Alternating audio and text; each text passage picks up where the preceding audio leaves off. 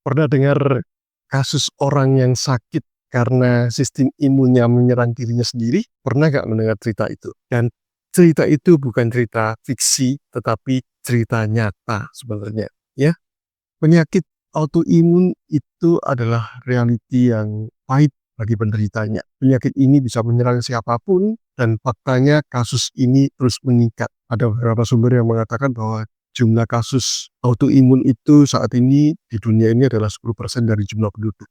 Cukup besar ya. Dan kasusnya terus meningkat. Karena itu kenali bahayanya, tanda-tandanya dan cara mengatasinya. Karena pencegahan dimulai dari pemahaman. Yuk kita bahas mengenai autoimun secara singkat dan seawam mungkin ya. Apa itu autoimun? Autoimun adalah kondisi di mana sistem imun tubuh yang seharusnya melawan virus dan bakteri ternyata justru melawan dirinya sendiri ya. Menyerang sel-sel yang sehat. Bayangkan tentara yang salah sasaran.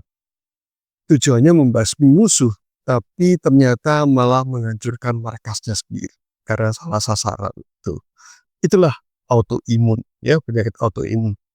Mengapa autoimun harus diwaspadai? Karena ternyata kasusnya meningkat. Seperti yang saya katakan tadi, kasusnya terus meningkat, ya. Ada DM tipe 1, lupus, rheumatoid arthritis yang sekarang ini banyak ditemui di tempat praktik dokter, di rumah sakit, ya, dan pusat-pusat kesehatan yang lainnya. Kemudian masalah yang kedua adalah sulit didiagnosis.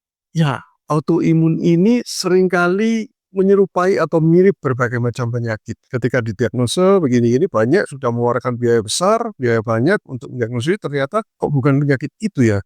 Dan itu akhirnya digolongkan ke autoimun ya, sehingga pasien seringkali terlambat untuk diatasi. Tidak sadari bahwa itu adalah penyakit autoimun karena sekali lagi keluhan dan tandanya, gejalanya itu mirip berbagai macam penyakit ya.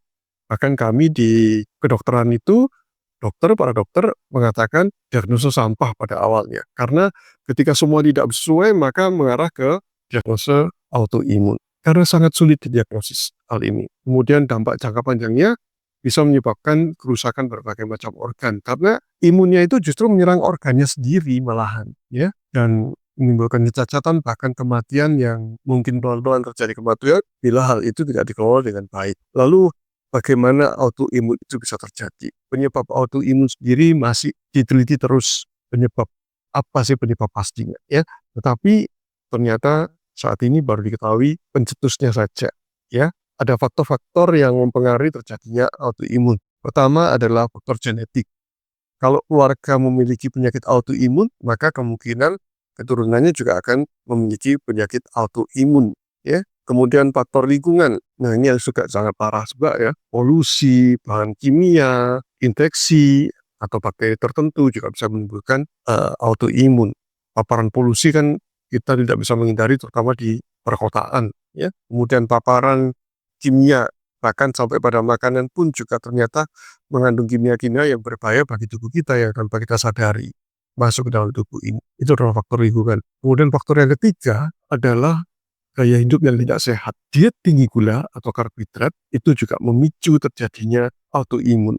Ya, selain itu juga adanya lemak trans, ya, trans fat, ya, ataupun juga karena stres yang kronis, kurang tidur, dan juga terjadi kebocoran usus yang disebut sebagai leaky gut. Nah, yang berikutnya saya bahas mengenai leaky gut ya. Dan faktor berikutnya, faktor resiko berikutnya adalah faktor hormonal, dan terutama pada wanita. Karena hormon estrogen yang tidak terkendali, yang berlebihan ternyata juga bisa memicu terjadinya autoimun. Pil KB bagaimana? Ya, pil KB yang mengandung estrogen tentu saja berisiko. Apakah pasti menimbulkan itu? Saya tidak memastikannya, tapi itu meningkatkan resiko terjadinya autoimun. Nah, gejala autoimun seringkali diabaikan. Gejalanya itu bervariasi tergantung jenis penyakitnya, tetapi harus diwaspadai tanda-tanda umumnya. Ya, tanda-tanda umumnya antara lain kelelahan ekstrim tanpa sebab. Pekerjaan fisik tidak terlalu berat, tetapi lelahnya luar biasa. 2-3 hari capek nggak hilang-hilang. Ya. Kemudian nyeri sendi dan nyeri otot yang kronis. Kemudian timbul juga ruam-ruam atau kemerahan di kulit yang tidak jelas. Ya, penyebabnya apa nggak jelas ini ya. Timbul beberapa tempat yang merah-merah bisa di wajah, di lengan, di tangan, di badan, di kaki. Itu adalah salah satu tanda umum dari autoimun. Kemudian juga ada kerontokan rambut yang tidak jelas penyebabnya apa. Gangguan pencernaan, bisa karena diare yang kronis, ataupun juga konstipasi, sulit buang air besar yang kronis. Kemudian sensitif terhadap udara dingin maupun udara panas. Itu adalah gejala-gejala umum. Adapun contoh dari penyakit autoimun yang umum, banyak sekali autoimun itu penyakitnya. Tapi yang saya sebutkan ini adalah yang umum terjadi. Ya. DM tipe 1, ini kegagalan produksi insulin. Jadi sel pankreasnya itu justru diserang oleh imunnya sendiri. Sehingga terjadi kerusakan sel-sel pankreas yang memproduksi insulin. Insulinnya kurang sekali atau bahkan tidak terproduksi. Itu adalah DM tipe 1. Lalu lupus atau SLE, Systematic Lupus Erythematosus, ya, menyerang kulit, sendi, ginjal, dan bahkan otak. Lalu rheumatoid arthritis, terjadi peradangan pada sendi secara kronis. Hashimoto thyroiditis, ya, thyroiditis atau Hashimotosis, ya, kerusakan pada kelenjar tiroid yang menyebabkan tiroidnya berkurang produksinya. Lalu juga psoriasis, ya, timbul kulit yang bersisik, putih-putih di sisik, ya, atau yang sering di kepala seperti ketumbi. Itu adalah psoriasis. Kulit tumbuh dengan cepat. Lalu bagaimana cara mencegah dan mengatasinya untuk autoimun ini? Yang pertama adalah lakukan diet anti-inflamasi, diet anti keradangan, kurangi gula, kurangi gluten, kurangi lemak trans, dan makanan yang banyak mengandung 3 hal ini itu adalah makanan-makanan kekinian, ya, junk food, fast food, ya, makanan ultra processed food.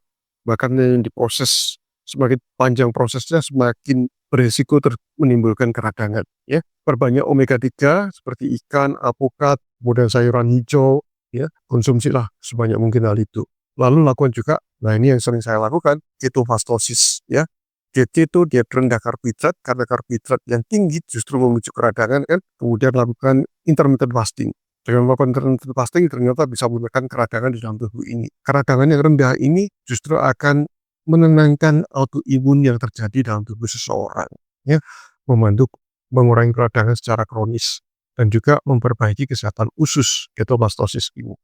Sehingga leaky gut yang menimbulkan autoimun itu bisa terkendali dan bahkan bisa disembuhkan. Langkah berikutnya setelah diet antiinflamasi, perbaiki usus, ya. Konsumsi probiotik seperti yogurt, kefir, kimchi, ya, dan juga konsumsi prebiotik, bawang putih misalnya, ya. Kemudian sayuran itu juga adalah prebiotik, ya, sayuran hijau. Hindari makanan-makanan yang menyebabkan leaky gut seperti biji-bijian olahan, susu pasteurisasi bagi yang sensitif terutama, ya. Langkah ketiga adalah kelola stres dan tidur yang cukup. Stres kronis itu memicu flare atau timbulnya kumatnya, ya, autoimunnya yang diidap seseorang. Lakukan relaksasi agar kamu bisa mengendalikan stresmu.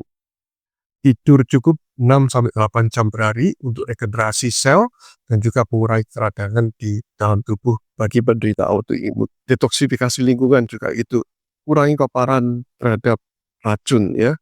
Kurangi makanan proses, ya, karena makanan proses food itu banyak mengandung kimia, dan kimia itu seringkali juga merusak sistem imun, mengganggu sistem imun kita, ya. Kimia-kimia juga begitu, yang nempel misalnya kimia-kimia melalui kulit, kosmetik, juga hati-hati. Pilihlah yang sesuai dengan Balai POM, atau kalau perlu konsultasi dulu dengan ahlinya, yaitu dokter spesialis kulitnya, agar kamu bisa dipilihkan yang tepat untuk kosmetikmu.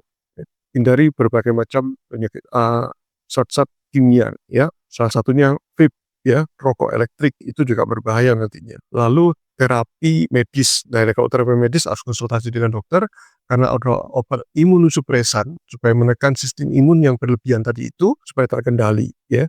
Tetapi itu harus dengan resep dokter dan dikendalikan oleh dokter, ataupun terapi jenis-jenis yang lain yang hanya dokter yang bisa melakukannya. Harus dalam pengawasan dokter karena bila tidak akan justru menimbulkan efek samping yang berbahaya.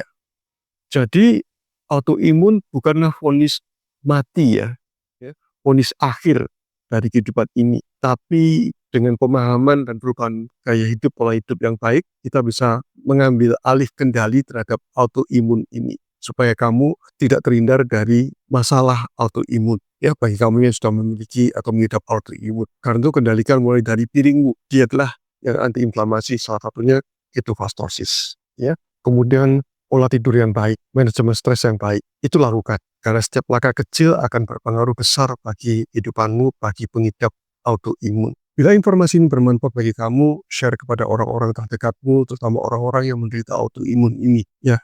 Karena awareness adalah langkah awal, langkah pertama untuk melawan autoimun. Nah, bagi kamu yang punya pengalaman autoimun atau pertanyaan seputar autoimun, silakan tulis di kolom komentar ya, supaya kita juga bisa berbagi pengalaman-pengalaman mengenai keluhan autoimun, mengenai cara mengatasi autoimun. Sekali lagi, bila informasi ini bermanfaat bagikan pada yang lainnya, terima kasih sudah menyaksikannya. Salam sehat dari saya Dr. Oi.